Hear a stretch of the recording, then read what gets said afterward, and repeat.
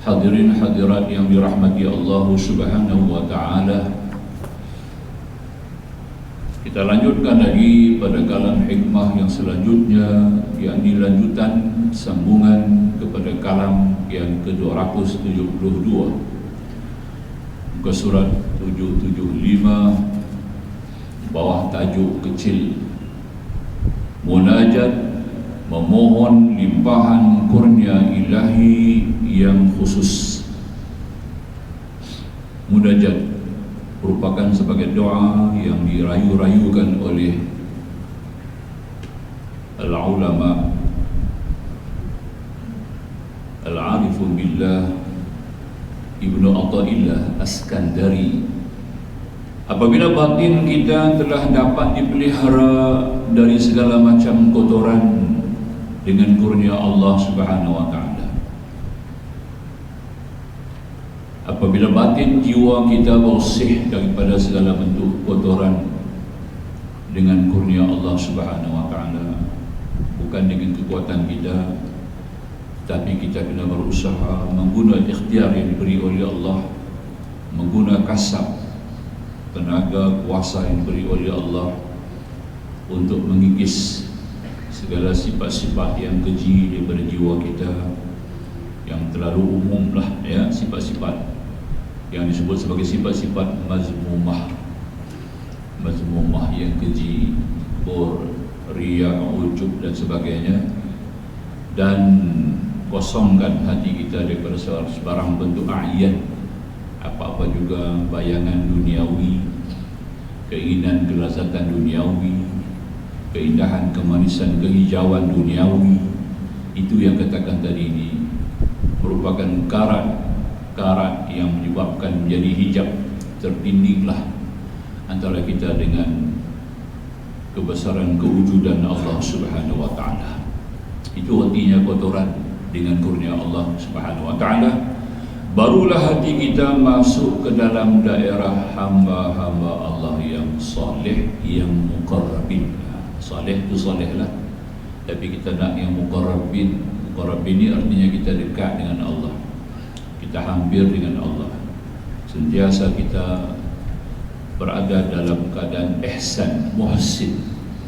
Kita dapat bermunajat langsung, kita bergerak, setiap gerakan kita diawasi, diperhati oleh Allah. Kesedaran ini dirasai, bukan diketahui, dirasai dalam benak jiwa kita bahawa kita sedang diawasi. Kita mengetahui dengan kita rasa ni tak sama, betul ya? Perlunya kita rasa, zuk, kena ada rasa. Tuhan dah tengok aku, di mana aku pergi, di mana diawasi, diperhati dan bagai-bagai. Kesemuanya artinya kita menghampirkan kepada Allah dengan qurbah.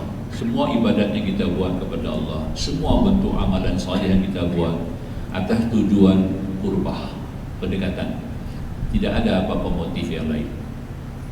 Baru boleh sampai ke tahap yang disebut sebagai khanif musannif, hamba-hamba salih yang muqarrabin. Ya, kalau masih ada sebab-sebab sembahyang sunat duha kerana murah rezeki, baca surah Waqi'ah kerana murah rezeki, baca surah Al-Mulk nanti hindar daripada azab kubur. Ini semua bukan dekat dengan Tuhan. Ini masih lagi jauh. Kita tidak dibilang sebagai kurbah ya, sebab ada tujuan, ada sebab makhluk semua tu, betul. Sekurang-kurangnya kita dapat masuk syurga, kita harapkan dapat masuk syurga. Syurga tu makhluk Allah, apatah lagi syurga itu pula dipenuhi dengan syahwat. Ini yang didaki, maknanya lapih. Kita kalau dah sampai kepada martabat, ingin sampai martabat muqarrabin, arifun billah ni, dia kena sampai kepada tahap yang paling murni, bersih, tulus kepada Allah, iaitu kita buat semata-mata pendekatan kepada Allah, dekat, qurbah, salat, puasa, zakat, haji, sedekah, jariyah, amar ma'ruf, nahyu munkar, apa-apa kebajikan-kebajikan umumnya kita buat kerana qurbah, dekat kepada Allah, nak dekatkan diri kita kepada Allah Subhanahu wa taala, ya. Sampai-sampai kita kita lakukan satu nazar, bentuk nazar kepada Allah. Sihat badan kita, ya Allah, Engkau beri kelapangan masa kepadaku, ya Allah. Engkau beri kekuatan kesihatan kepadaku, ya Allah. Engkau zahirkan keamanan, kesentosaan pada diriku, ya Allah. Aku gunakan semua ini untuk-Mu, ya Allah. Kita pun buatlah ibadat kerana Allah. Manis, cantik, indah, kan? Ya. Dan dari situlah akan mula melimpah sifat kasih sayang kita kepada Allah. Akan bangkitlah rasa cinta dan sayang kita kepada Allah. Itu baru artinya kita dapat sampai kepada makam hamba-hamba Allah yang saleh, yang muqarrabin, yang sentiasa berjalan terus lebih dekat kepada Allah. Nah, lebih dekat kepada Allah Subhanahu wa taala, dan pada akhirnya Allah akan mengorbitkan orbit macam berjalannya bintang bulan di cakrawala dengan teratur. Macam itulah Allah juga atur kita kepada kestabilan baqa, dalam arti tiada tergoncangkan lagi oleh gangguan apapun antara kita dengan Allah. Istilah baqa, kekal. Ya, ini bab yang kita nak baca ni yang halus sikit, ya. Agak sedikit rumit, tapi jangan bimbang hadirin hadirat yang mulia. Kita hadir dalam majlis pagi ini semata-mata untuk mengetahui, untuk menyelami ilmu ini, supaya kita dapat hayati dan dapat kita amalkan. Sekurang-kurangnya Allah akan tingkatkan kita kepada makam itu, dikenaki dengan makam Bapa. Itu dinaki. Inilah yang diungkapkan oleh Yang Mulia Ibnu Athaillah Askandari dalam munajatnya yang berikut. Di antara doa munajatnya kepada Allah, Ilahi. Ini kita baca seorang, tak boleh baca jamak, ya. Banyak doa-doa yang kita baca sendiri, kita tak boleh jamak lah, tak wajar jamak. Itu daripada keluhan jiwa kita sendiri, ya. Macam doa macam istighfar rejak, kan? Ya, istighfar sayyidul istighfar. Allahumma anta rabbi la ilaha illa anta khalaqtani wa ana 'abduka wa ana 'ala ahdika wa 'adika mastaqim. Jadi takut diri, aku mengaku depan Tuhan tapi aku tidak ada isi butiran makna yang jelas. Aku sendiri tak faham apa yang aku cakap. Imam Ghazali sebut dalam kitab apa? Dalam Mau'izatul Mu'minin, bimbingan mukmin, kitab bimbingan mukmin, ada terjemahan dia. Ya. Bila masuk pada syarat sah batin salat, Imam Ghazali mengatakan kalau kamu baca lagu tu sedangkan kamu tidak faham, Allah kata kamu dusta, pembohong. Tiap-tiap kali kita kata inni wajhtu wajhi lil fataras samawati wal hadith, Tuhan kata hang pembohong. Sebab kita tidak faham apa yang kita kata, kita tidak jelas apa yang kita istiharkan daripada mulut kita sendiri. Ya, hanya sekadar melepaskan batu di tangga. Orang baca berita, baca, habis.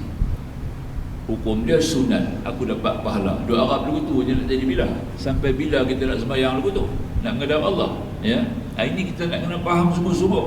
Jadi makanya dia kata musannif, kita kena ambil faham dengan sejelas-jelasnya, iaitu Allah Subhanahu wa taala.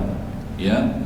Itu yang pertama, apa yang Tuhan buat semua kita pasrah. Di akhir doa iftitah kita kata lagi, la syarikalah wa bidzalika umir. Yang demikian itu aku diperintahkan. Wa ana minal muslimin. Tahu bahawa di muslimin, pasrah, serah, terima, rida. Itu dia, itu artinya muslimin. Taslim, faham, ya? Taslim. Bukan aku orang Islam. Taslim, pasrah, menyerah. Apa Tuhan buat aku terima, apa yang Tuhan letak aku ikut, apa yang Tuhan pimpin aku turun. Baru jadi kena. Itu yang kita nak habaq, bab yang kita nak baca sekarang ni. Belum sampai lagi, nanti sah. Ya, kita habaq mukadimah baru ni. Ya, baru tapak 4 lah. Boleh, nah. Jadi maka tu kata musannif, dengan demikian hampirlah mereka kepada Allah kerana batin mereka sentiasa mendidik Allah, melihatnya atau berkata-kata terhadapnya. Maka dekat kepada Allah di kalangan hamba-hamba Allah yang saleh, berlebih kurang dalam perjalanan dan kesucian batin, kerana secara kebiasaan perjalanan batin mereka bermula daripada muqarrabin, pendekatan orang yang dekat dengan Tuhan, dengan Allah. Ya, yakni batin yang melihat bahawa Allah melihat dia. Mesti ada ihsan tu, kena ada. Kita kena sampai makam ihsan tu. Banyak kali kita tekan dalam kitab kita pun, banyak kali musannif highlight perkara ni. Ya, soal ihsan. Tuan-tuan dan puan-puan, kita kena usaha untuk sampai kepada makam ihsan ini. Ya, selalu kita sebut dulu, saya pernah sebut juga adanya, banyak kali kita ulang-ulang sebut bagaimana Sahal At-Tusturi masa dia budak lagi kecil, banyak bersyair, banyak bergurindam. Pak saudara dia kata, hang ni orang-orang salih ni duduk dengan pak saudara, dia tak duduk dengan bapa lah. Jarang duduk dengan bapa. Yang jaga mereka, yang bimbing pak saudara. Sebab Nabi dia kata, ya, anak lelaki ni dia akan ikut bapa menakan dia. Anak lelaki ni, ada hadis Rasulullah kata, anak lelaki ni dia akan turut bapa saudara dia, perangai pak saudara dia, lebih senang dengan pak saudara. Imam Syafi'i duduk dengan pak saudara dia. Ya, Imam Ghazali duduk dengan pak saudara dia. Imam Nawawi duduk dengan pak saudara dia. Ya, Nabi Allah Yaqub AS duduk dengan pak saudara dia. Ya, Nabi Allah Yaqub yang bergelar Israel, urutan semua dia itu turun jadi Bani Israel, duduk dengan pak saudara dia. Sebab kesan pak saudara itu lebih mudah dipimpin, pak saudara lebih mudah mengajar daripada bapa. Nampak? Dengar uncle kita mengajar lebih senang daripada bapa kita. Nampak ya? Kita rasa dengan uncle tu boleh dekat sikit. Kalau dengan bapa ni kurun sikit lah. Ya. Imam Hanafi juga, anak dia duduk pak saudara dia. Pak saudara tu pimpin sampai boleh baca Quran, pergi mengaji Quran. Dia dengar anak dia baca Fatihah. Imam Hanafi dengar anak dia baca Fatihah begitu tepat. Dia pergi jumpa Tok Guru, dia bagi 500 dirham. 500 dirham masa tu, ya Allah. Punya besar. Kenapa? Kerana anakku boleh baca Fatihah dengan fasih, dengan jelas. Masya Allah. Begitu punya tinggi nilai dia. Ya, makanya kita faham saja kita sebut begitulah.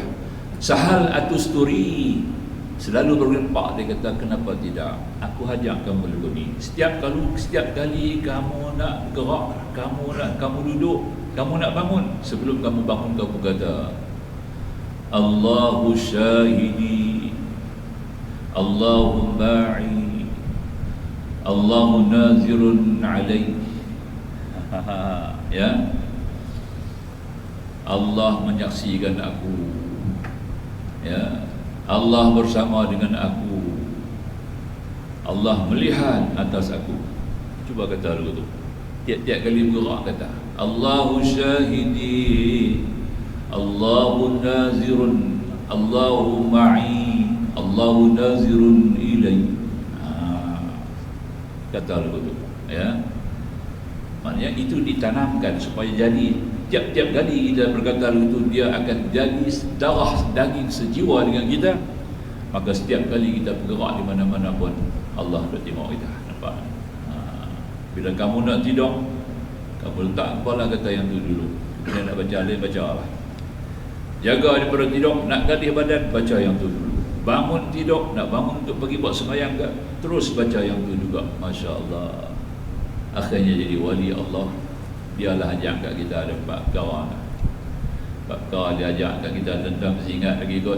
2 wajib buat, 2 wajib tinggal. Ada ingat ya? Ingat kan? Ya? Tak payah ulang lah. 2 wajib buat, 2 wajib tinggal. 2 wajib ingat, 2 wajib lupa. Betul tak? Ingat. Balik rumah sini ingat balik. Ya? Yang pada tak kurang jelas, tak kurang dengar ni, belum dengar lagi, boleh tanya kat saya. Ya, boleh WhatsApp tanya, Ustaz tolong abang tak apa dia, kami tak dengar lagi benda ni. Baru dengar hari ni, baru jengoi hari ni, baru dengar hari ni. Boleh lah. Itu Sahal At-Tusturi punya. Ya, kata-kata yang begitu indah. Ada 4 perkara ni, 2 wajib ingat, 2 wajib lupa, 2 wajib buat, 2 wajib tinggal. kita sudah dapat inti ilmu tasawuf. Kita sudah dapat inti ilmu tasawuf tu. Ya, nampak? Makna kata 90% ilmu tasawuf dah masuk kat kita. Kalau 4 benda tu kita boleh buat. Tu dia. Nampak tak? Alhamdulillah. Kita baca lagi lah. Nanti kita bawa ilmu pula. Sambung kita insya-Allah. Maka itu kata musannif rahimahullah ta'ala anhu, kerana secara kebiasaan perjalanan batin mereka bermula daripada muqarrabin, yakni batin melihat bahawa Allah melihat dia atau beserta dengan dia, kemudian naik pada tingkat syuhud dan wusud. Syuhud ni makna kita menyaksikan semua yang wujud di alam malapaya ini menaikkan wujud Allah saja, tidak ada wujud yang kita wajiban wujud tu betul. Allah sebagai wajibal wujud. Kita ni apa wujud? Kita ni mungkinal wujud. Itu dia beza. Allah wajibal wujud, orang wajib wujud, kita mungkinal wujud. Boleh jadi wujud, boleh jadi tidak, kerana diwujudkan dan ditidakkan. Yang buat kita adalah Allah, yang mengadakan kita juga Allah, yang menidakkan kita juga Allah. Jadi kita ini mungkinan makhluk Allah daripada kaum penciptaan Allah Subhanahu wa taala. Boleh faham ya? Sambung lagi insya-Allah. Yakni melihat Allah dengan mantap dan yakin laksana melihat matahari yang tidak diragukan lagi keberadaannya.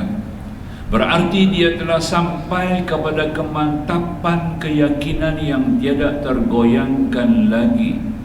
Macam tengok matahari itu bulat pasti, sekian-sekian jam kita dah boleh pasti matahari ada. Ya, dan kita tidak ragu-ragu lagi. Setelah itu dia naik lagi kepada tingkat mahwat.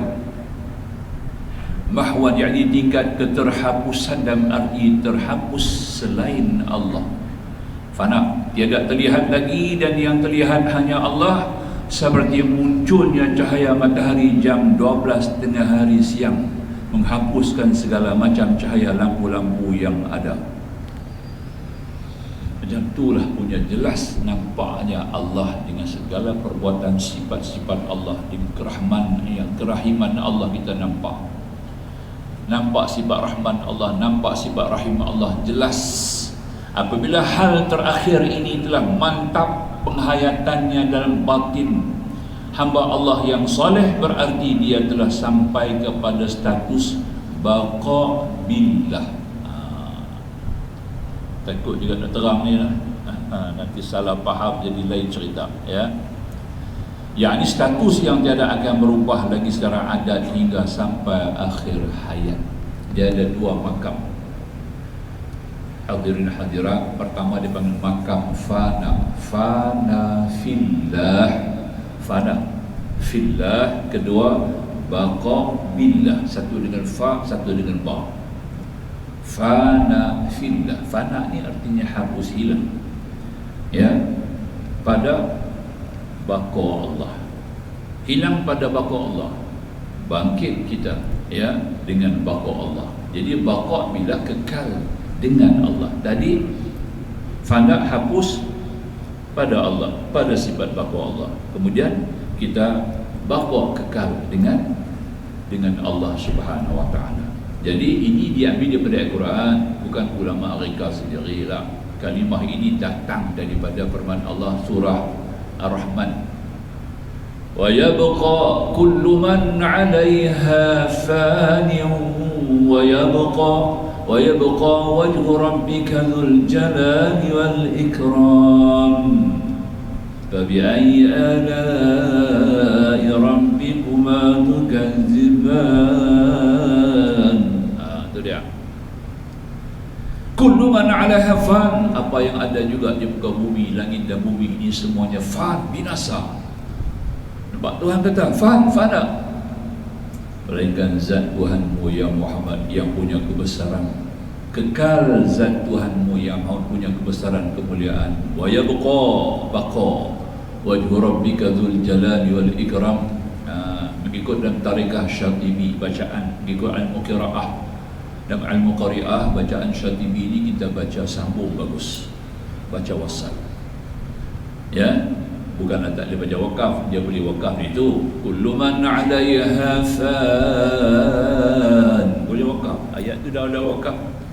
Tapi mengikut tertib yang baik, mengikut dalam tarekah Syatibi, pembacaan Al-Quran kita selalu fani wa yabqa wajhu rabbika dzul jalali wal ikram. Ada dua, ada fana, ada baqa. Ya, kita kena fana dulu baru boleh baqa. Kita kena masuk makam fana dulu baru ada makam baqa. Kita kena jumpa fana dulu baru ada baqa. Tak boleh terus baqa tanpa fana. Tak betul. Ya, fana binasakan diri kita tu artinya bukan kita rosakkan diri kita, hilangkan, hapuskan kewujudan kita, ikhtiar kita, kasab kita, usaha kita. Nampak tak? Ya, aku kita tu kita buang. Kita kena ambil aku Allah, bukan aku kita. Ya, hari ini kita buat semua lah. Aku sembahyang, aku puasa, aku zikir, aku usaha. Itu yang jadi orang tak faham ni, dia minta pahala, dia minta syurga. Ya Allah, aku duk sembahyang dah lama sangat. Ya, surga mana aku nak masuk? Ini salah seorang pendeta, satu orang Yahudi bercakap pada Israel. Dia buat amalan punya lama, ya, minta kepada Allah. Dia buat amal ibadat sebab dia rasa dia yang buat, sebab dia rasa dia yang punya kuasa, dia yang punya ikhtiar, dia punya kasab, dia yang punya kekuatan, dia boleh buat semua-semua. Maka tu layak dia dapat pahala. Ini faham Mu'tazilah. Kalau dalam segi akidah, firqah Mu'tazilah salah, ya, tak betul. Sebab dia pakai dia. Tapi peringkat awal memang itu kita kena buat. Kita peringkat mula-mula macam itulah. Ya, mana boleh terus pergi ke situ. Ya, kita kenal dululah perbuatan kita kepada baru kita tahu ikhtiar tu daripada mana. Baru kita tanya. Aku boleh ikhtiar, aku boleh kerja, aku boleh usaha, aku boleh pilih. Ya, dan aku mengenal sunnah-sunnah Allah ni, kita kenal sunnah-sunnah Allah ni, kita kenal, kita bawa tertib dalam sunnah-sunnah Allah dengan betul. Ya, jaga kesihatan kita itu sunnah Allah. Kita jaga kesihatan dengan ilmu yang Tuhan bagi, kita boleh usaha. Kemudian usaha-usaha itu datang daripada mana? Wallahu khalaqakum wa ma ta'malun. Allah yang ciptakan jadikan kamu, Allah juga yang jadikan amalan kamu. Itulah ayat dia. Nampak tak? Allah cipta jadikan kamu, Allah juga yang jadikan amalan kamu. Bukan kamu yang jadikan amalan kamu. Kalau kamu jadikan amalan kamu sendiri, sudah ada dua kuasa.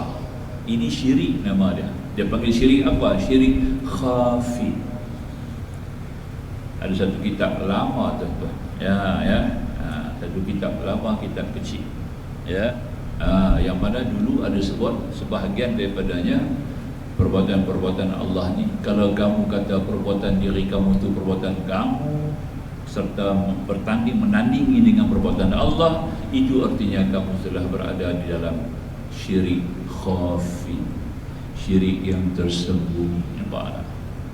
Maka syirik macam ni memang kita akan dihukum oleh Allah Subhanahu Wa Taala sebab dia salah faham, salah pandang, salah nilai.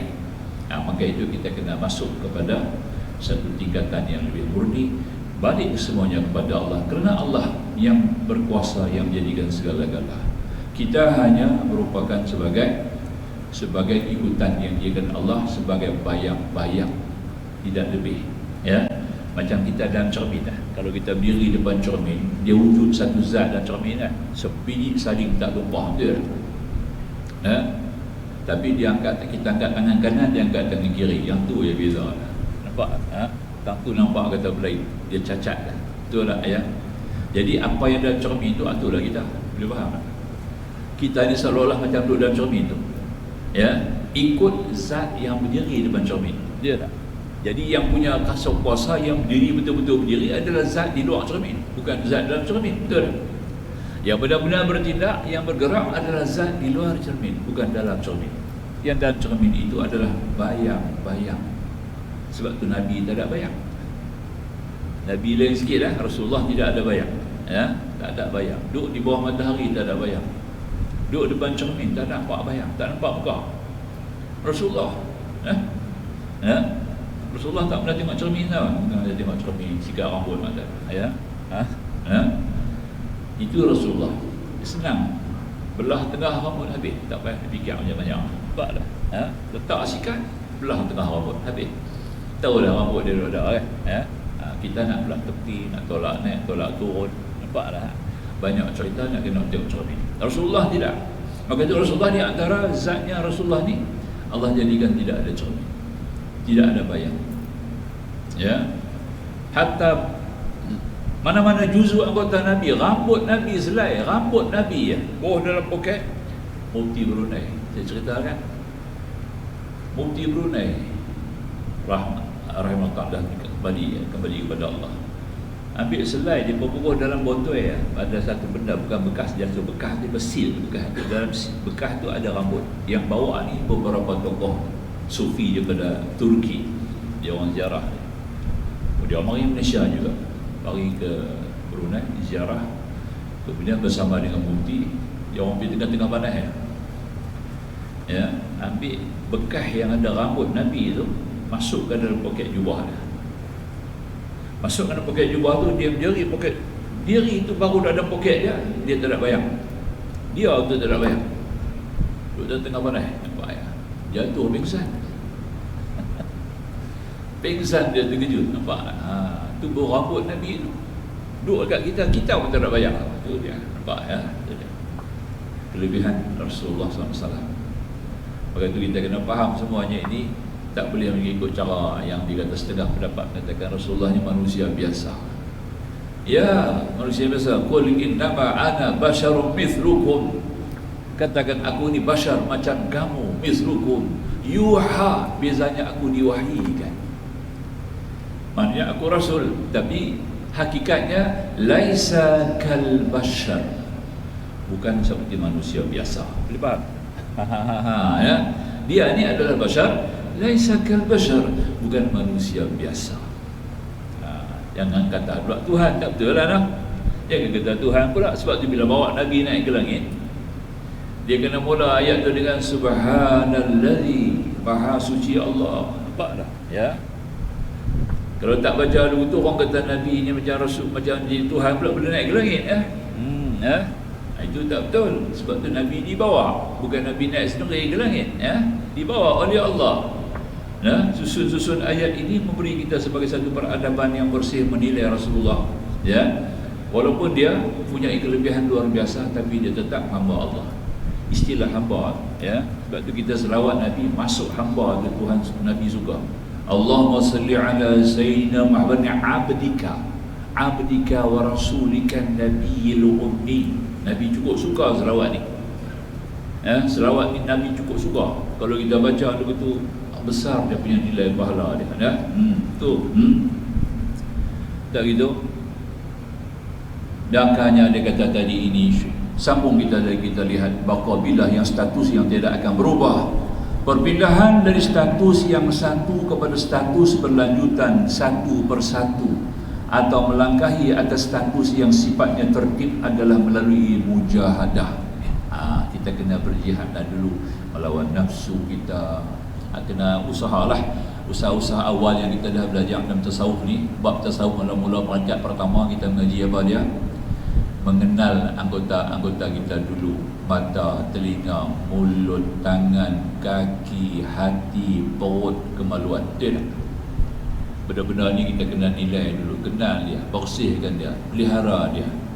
Ya, ikut letak pada tempat-tempat yang kena. Makan macam mana, minum lagu mana, telinga dengan apa, mulut cakap apa. Nampak tak ya? Tangan, kaki menjabat, pegang, berjalan ke mana, perut apa yang kita nak isi, kemaluan kita, siapa ahli yang kita nak kena cari.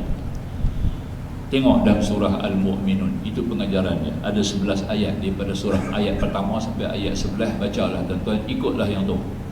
Yang itulah yang akan pimpin kita ya kepada jalan-jalan yang sempurna. Surah Al-Mu'minun ya, ayat 1 hingga 11. Ditanyai Said Qutb dalam fi Zilal Quran tafsir dia ya, ditanyai isteri kepada Rasulullah, ditanyai kepada Rasulullah akan isterinya, bagaimana sifat Rasulullah. Isteri dia kata, sifat Rasulullah hamba nak tengok sifat tu apa tengok surah Al-Mu'minun. Surah Al-Mu'minun ayat 1 sampai 11, yang itulah watak sifat Rasulullah ya. Kita nak ikut yang tu lah. Berkat tu kita dalam bab tasawuf, bila kita mengaji peringkat tasawuf asas, kita diperkenalkan dengan anggota. Jaga mulut, jaga mata, jaga telinga ya. Makan banyak mana, nak tidur lama mana ya.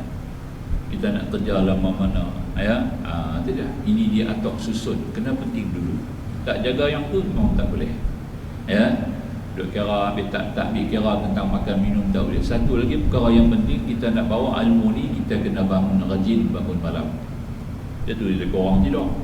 Maksud korang tidur ni bukan tak tidur. Tak tidur pasal buat ibadat. Dah faham tak? Kalau tak tidur kosong duduk menunggu, saya tak tidur, aku tak tidur, tengok bola, tak tidur ya, dia dah. Ya? Pasang video, pasang CD, pasang kaset, tengok dah. Itu pun tak tidur juga, nak buat apa? Aku malam tidur 4 jam lagi, yang ambil apa? Tengok bola. Lagi aku tengok gambar-gambar apa-apa yang boleh. Ya? Ini tak kena Korang tidur tu maksudnya isi dengan ibadat. Rehat dalam Islam ni ibadat. Rehat. Ya, rehat dalam Islam ni ibadat. Ya. Kalau orang buat medang, rehat dia apa? Cabut dalam lalang. Ya, itu orang rehat orang buat pedang. Bukan buat pedang duduk saja. Ya. Sambil-sambil kita juga rehat, kita sembahyang sunat. Rehat orang beriman ni adalah sembahyang sunat. Sebab tu kita 1 tahun sekali Allah bagi kita sembahyang rehat. Sembahyang apa sembahyang rehat ni? Sembahyang tarawih, sembahyang rehat. Faham? Ya, 1 bulan sembahyang rehat. Habis sembahyang isyak, sembahyang rehat lagi. Nampak tak? 1 bulan nak tunjuk kita rehat dalam Islam tu adalah ibadat. Sembahyang bukan rehat duduk saja. Buat apa? Pasal duduk saja. Duduk saja, Tuhan buat hang saja. Ya. Afa hasibtum annama khalaqtum abasa? Apakah kamu menilai bahawa Tuhan buat semua ini sia-sia? Tak ada kira. Oh, jangan buat pasal. Nampak tak? Ini kita nak fikiran sebagai satu pegangan kita. Jadi makanya yang kata tadi ini, langkah yang pertama sekali kita kena lanjutkan kepada satu, yakni mujahadah, bermujahadah lawan hawa nafsu.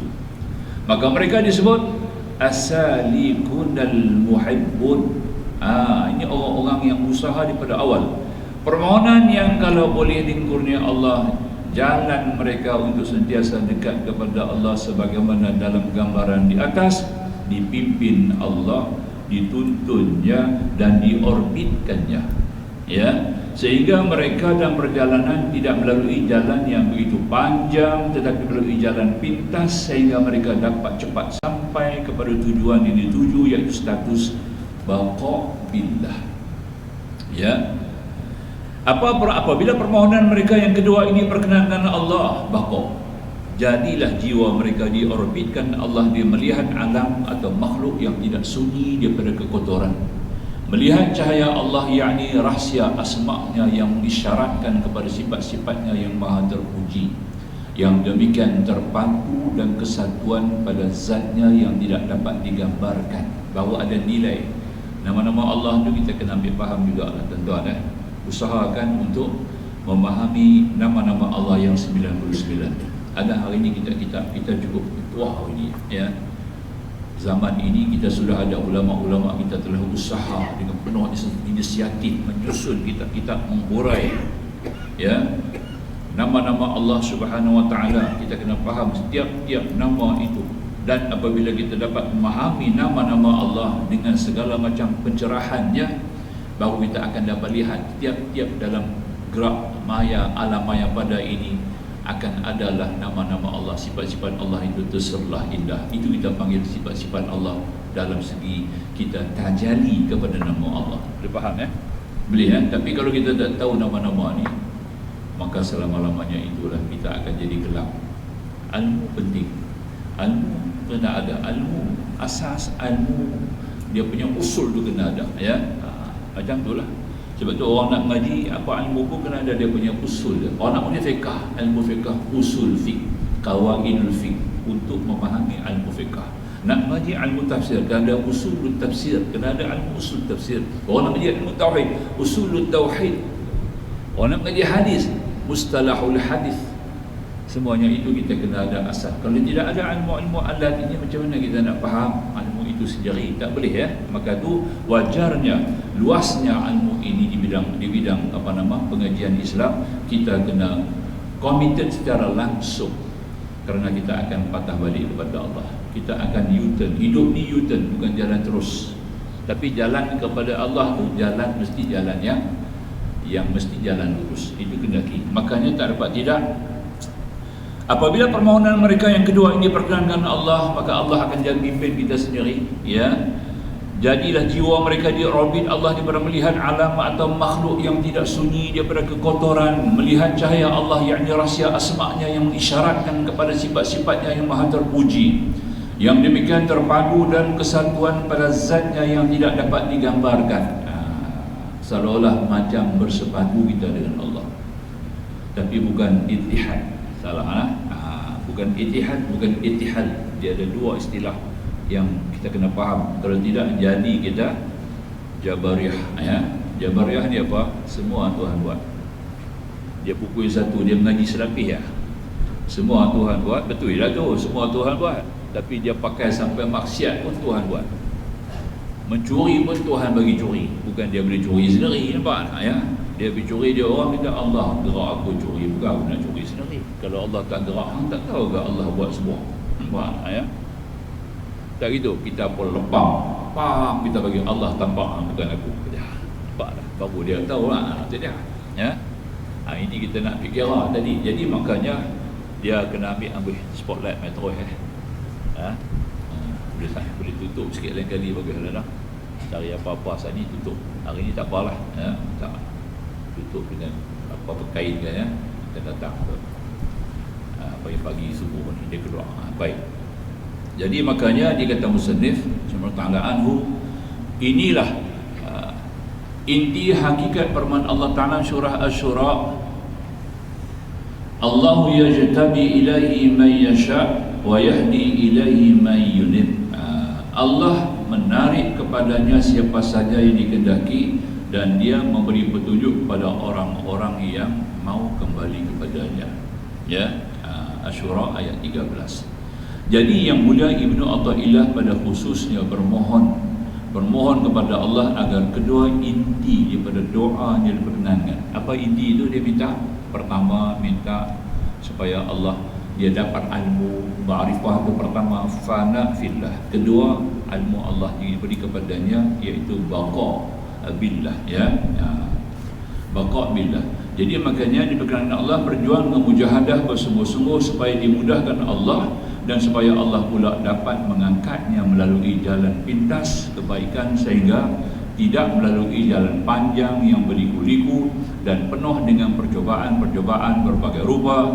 Apabila Allah perkenankan doa beliau ini atau doa kita dengan doa itu, berhasil dan cita-cita besar yang besar atas segala macam cita. Nanti saya nak buat sekolah sah sikit supaya tuan-tuan boleh faham lah, ya. Jadi kita faham dua makam di sini. Pertama makam fana fillah, kedua makam baqaillah. Yang kata fana ni artinya kita mesti hilangkan dulu sifat kemanusiaan kita, sifat manusia kita, sifat luaran kita, sifat zahir kita, sifat fizikal kita kena hilangkan, ya. Dalam pegangan akidah, bukan kita disuruh musnah secara hissi, secara lahiriah lah, tapi secara ma'rifahnya kita kena pegang pada satu akidah bahawasanya tiap-tiap yang ada kepada kita ini semuanya daripada Allah. Boleh tak? Menilai perbuatan Allah secara langsung, maknanya tauhid di atas perbuatan Allah semata-mata, ya. Jadi maknanya dengan syarat semua perbuatan-perbuatan kita itu adalah perbuatan yang baik lah, jangan perbuatan yang jahat pula. Kalau perbuatan jahat salah lagu, tapi kalau kita berlaku apa-apa atas diri kita, semuanya juga daripada Allah SWT dan kita nilai dengan nilai yang betul, kita nilai dengan nilai yang benar, dan memang Allah wajar berbuat ikut kehendaknya, yang mana Allah maha hakim lagi maha bijaksana, maha pengasih lagi maha penyayang. Dia kena kira begitu baru boleh, ya. Dan kedua, apabila sudah ada makam ni, baru mari makam yang kedua, makam baqa ni, baru kita akan lihat semua yang wujud itu hanyalah Allah, bukan ada lagi makhluk, ya. Maka itu dalam memahami cerita ini kita boleh rujuk kepada kisah dua tokoh sufi yang cukup agung. Tuan-tuan kalau ada boleh buka internet, yang ni boleh tengok dari Google lah, tak salah. Tuan-tuan boleh buka Google, tengok type, ya. Dia akan keluar pasal cari kitab, apa payah, ya. Dua tokoh yang paling besar sekali untuk kita ambil sebagai modul untuk memahami tentang fana fillah dan baqa ni. Yang berkata fana fillah ini tokohnya adalah Ash-Shibli, nama dia Shibli, ya. Asyibli, nama dia. Ini tokoh fana fillah.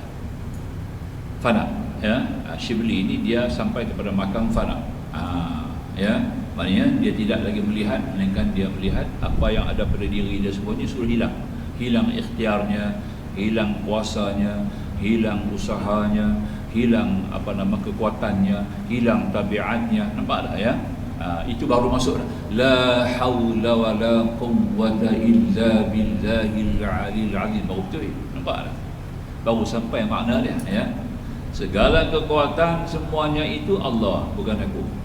Tapi dia masih nilai dirinya wujud. Wujud dia tu masih dia nilai ada, nampak tak? Tapi hanya sebagai wujud majaz. Majaz, wujud macam bayang-bayang saja, nampak tak, ya? Boleh faham, ya? Ini kena buat amalan sunat banyak-banyak baru sampai makam. Kena buat amalan sunat banyak, tuan-tuan. Tuan-tuan kena rajin amalan sunat, banyak berzikir kepada Allah, ya. Amalan-amalan sunat termasuk sembahyangnya, puasanya, puasa sunat kena buat tu. Tiap Isnin Khamis buat puasa sunat. Nampak tak, ya? Sampai nak berubat orang suruh puasa, ya. Rawatan-rawatan tradisional, kan. Ya. Abang ni Pak Long sakit, ni Pak Long kena puasa. Sekurang-kurang seminggu sekali kena puasa. Nampak?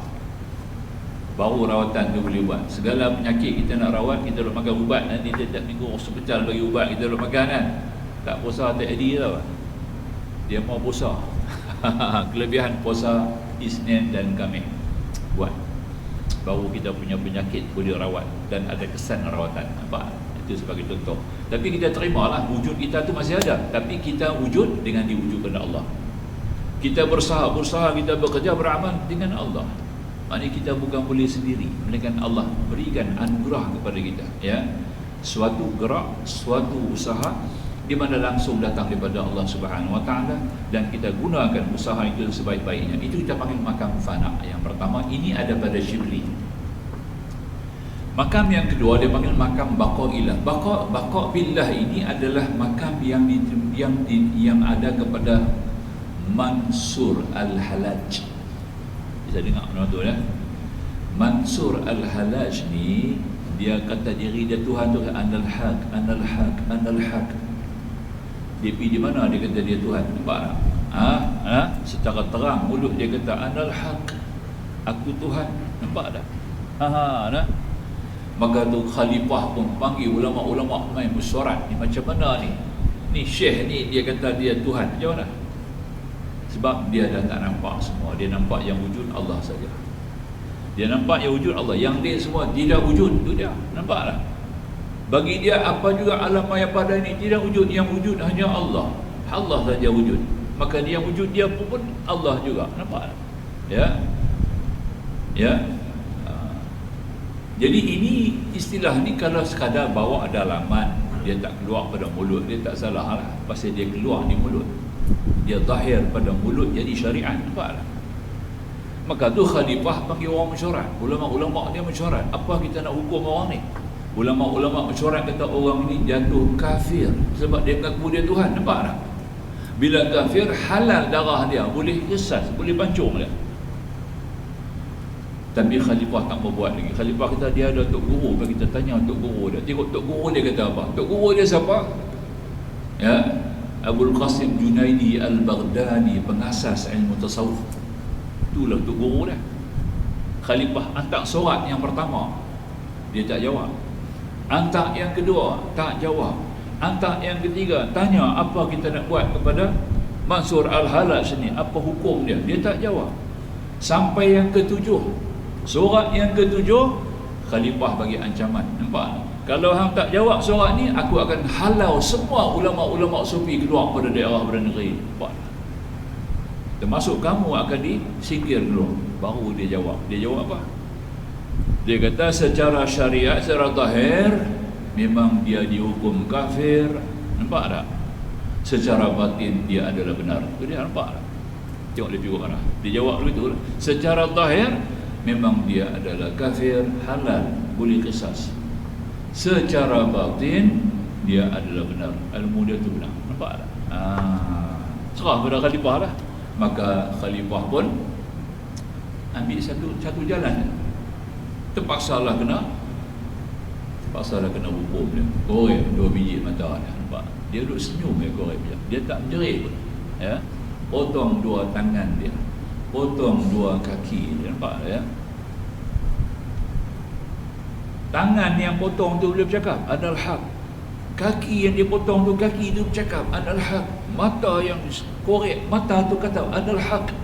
Syibli berdiri tengok, ya. Sebelum dia kena hukum, Syibli tanya, Syibli yang kata makan fana ni tanya kepada dia, ya, apa dia hakikat tasawuf? Dia kata yang ni lah hakikat tasawuf, yang ada kat aku ni hakikat tasawuf, sampai kepada hakikat ilmu tasawuf. Maka kebetulan hari yang dia kena hukum tu, sungai Tigris, sungai Dajlah, Tigris tu ada di Iraq sekarang. Sungai tu banjir, nampak tak? Ambil baju dia, baju Mansur Al-Halash, bawa baju ni yang di mana sebelum dia orang nak kisah dia kena buka baju. Baju tu ambil, pergi lempak di sungai, air sungai tu turun, air sungai tu surut, nampak? Ya, tu dia Mansur Al-Halash, ya. Itu faham dia. Tapi yang kata salah tu kerana dia istihad dengan mulut, Anal haq, aku Tuhan. Itu yang salah. Demikian juga jadi kepada Syekh Siti Jenar, ya, di Indonesia, ulama besar Syekh Siti Jenar. Sama juga hukum pancung. Bila pancung kepala tu boleh duduk senyum, kepala tu baca Quran, dia nampak, ya. Dia kena ambil kepala tu simpan asing, sebab kepala duduk baca Quran tak berhenti, dah pancung, ya. Demikian juga kepada Hamzah Fansuri. Tapi Hamzah Fansuri tak berdoa lah, nampak tak? Dia keluar ajaran-ajaran dalam bentuk manuskrip, dia keluar dalam bentuk syair, dia susun, ya. Hari ini kita boleh baca manuskrip Hamzah Fansuri, ya, daripada Barus, kawasan tempat yang dia beraktif sekarang. Dulu ni dia panggil Barus, di situ ada kampung baru, nampak tak, ya. Kampung baru di dunia ambil dari situ lah. Tuan Arab ambil kampung baru itu, yang Quran dia sebut kampung baru kan, Kafuro ada tak, ya. Kafuro tu apa ni, Barus lah. Jadi makanya kampung baru itu asal daripada Barus itulah tempat Hamzah Fansuri, ya. Jadi tuan-tuan, dia ni tak salah pada segi batin ilmu dia betul. Tapi oleh kerana dia zahir kan, bercakap tentang aku Tuhan, tuan-tuan sendiri biar apa nak bercakap Tuhan. Orang ni kata apa? Dia ni kapiak ni, dengan dia mau dia ngaji, ya. Tapi secara batin, inilah sahabat-sahabat Nabi dah ada makam ni. Tapi sahabat-sahabat Nabi ni dia pekuat, ya. Dia tak sampai kepada syukur ni mabuk, ya, tak sampai, ya. Sahabat-sahabat Nabi dia punya makam tinggi, ya. Syukur tu mabuk, dia tak sampai. Yang ni dah mabuk. Bila dah mabuk macam ayak kita masak, ayak tu dah boil mendidih, dia akan melimpah, nampak tak? Depa ni ayak mendidih tak melimpah. Itu kelebihan sahabat-sahabat Nabi ni, kekuatan sahabat Nabi ni. Sebab tu kata Abdullah bin Abbas kepada Hasan al-Bisri, anak murid dia kata, kamu kalau buat ibadat kami kalah. Abdullah bin Abbas kata kepada anak murid, kalau kamu buat ibadat kami kalah, kami tak kuat, kami tak buat ibadat banyak macam kamu. Bangun malam sampai 100 rakaat, sampai 300 rakaat, ya. Kami malam sembahyang 8 rakaat ikut Nabi, ya. Nabi pun 8 rakaat, Nabi tak diri sampai 1000 rakaat, ya. Sembahyang duha dekat 8 saja, ya. Al-Junaid Baghdadi 400 rakaat pagi, ya Allah. Imam Syafi'i 350 rakaat pagi, petang 150 rakaat malam. Tu dia, masya-Allah, ya. Jangan buat, ya. Khalifah Harun Ar-Rashid 300 rakaat pagi, sehari 300 rakaat. Zainal Abidin Ali Zainal Abidin, cicit Rasulullah, 1000 rakaat sehari, sama ada musafir ataupun mukim, nampak tak? Masya-Allah. Maka tu kita nak ikut dia pun tak boleh. Maka tu kata Abdullah bin Abbas, kalau ikut ibadat kami, tapi kalau daripada segi zuhud kami lebih daripada kamu tak ikut kami, nampak, ya. Maka tu Abu Hurairah boleh mengatakan, Allah Rasulullah kekasih mengajar aku akan 2 karung ilmu, 1 karung aku boleh dedah, 1 karung lagi tak boleh. Kalau aku dedah 1 karung tu halal darah aku, boleh pancung, nampak tak? Ilmu ni lah, faham, ya. Maknanya sahabat-sahabat Nabi ni dia tidak sampailah kepada syukur, tak sampai kepada mabuk. Dalam tasawuf ada satu istilah dia panggil syukur mabuk, nampak tak? Siapa pun aku Tuhan, tahu tak? Habis, Kata Nabi pun salah dah. Aku Rasulullah pun salah juga. Tak boleh ya. Maka itu di antara yang perlu kita faham tuan-tuan. Moga-moga tuan-tuan dapat sedikit gambaran. Yang kata makam fana dengan makam baqa ni adalah dua makam yang wajib dituntut. Kita kena sampai makam tu ya. Inilah kepentingan kita mengaji kitab ni, dan kita sentiasa terusan istiqamah dalam pengajian ilmu ni. Barulah kita akan capai ma'rifah yang sempurna ya, akan sampai akidah yang murni, akan sampai kecintaan kita kepada Allah yang jelas, dan ada keikhlasan yang tinggi. Moga-moga Allah beri manfaat dan kita mendapat ilmu dan dapat dihayati. Aku qauli hadza astaghfirullahal azim li wa lakum. Akhirul kalam, wallahu subhanahu wa ta'ala a'lam. Bismillahirrahmanirrahim. Alhamdulillah wassalatu wassalamu ala rasulillah wa alihi wa sahbihi ajma'in. Subhanaka la ilma lana illa ma 'allamtana innaka antal alimul hakim. Rabbi shrah lana sadrana wa yassir lana umurana. Rabbana zidna 'ilma warzuqna fahma. Rabbana atina fid dunya hasanah wa fil akhirati hasanah wa qina 'adzabannar. Walhamdulillahirabbil alamin. Wassalamu alaikum warahmatullahi wabarakatuh.